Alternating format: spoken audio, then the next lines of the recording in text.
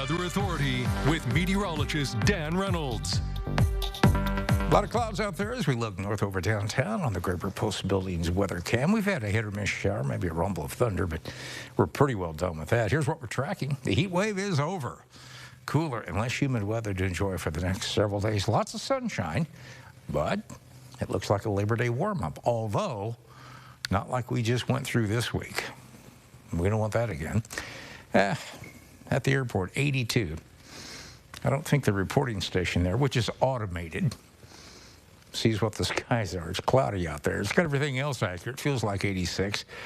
That's a break from yesterday. We had heat indexes pushing 130 at times. Do have a bit of a north-northeast breeze, too. That's going to help tonight. Got rain, turn to the north on winds. This means cooler, less humid weather. This is all after midnight, 3,900, so we're up just over 2 inches for the month. That likely is going to be it for a dry August, which is the third driest on average. And you can see still running a deficit. Now, we did have some pretty heavy rainfalls. Mike McGill, a spot over in Clay City, said 2.13 inches.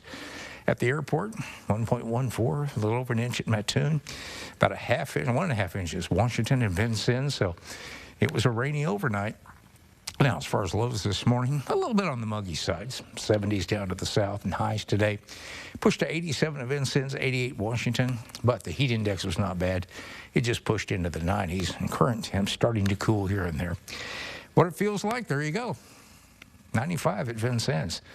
Well past the heat index that we had. And here's the really big change.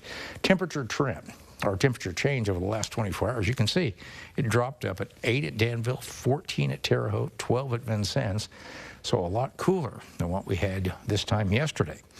Now, as far as temperature trend, cooling, less humid, dew points are going to drop. So in a really good pattern here for a while. Winds coming out of the northeast. Right now, they'll be in the 5 to 10 mile an hour range. Tonight, I think probably northwest 10 to 15. Metro View, no issues if you go out tonight. I don't think there's much of a chance of any of you seeing a shower or a storm. There's not a lot going on out there right now. And you can see nationally, in the big picture, things have calmed down quite a bit. Had that one little blow up right there around the St. Louis area, and that pushed some rain into our portion of the country. Still something left over up here around Quincy, but it's all more of a southeast movement. There you can see that. So we're pretty much done with rainfall for the time being. A live look on our Dorset Automotive Doppler radar shows that we're going to see just a hit or miss shower chance, and got one northwest of Effingham. That's it. I don't think we're going to see much. Put Futurecast in motion. You can see everything kind of falls apart, stays off to the west-southwest.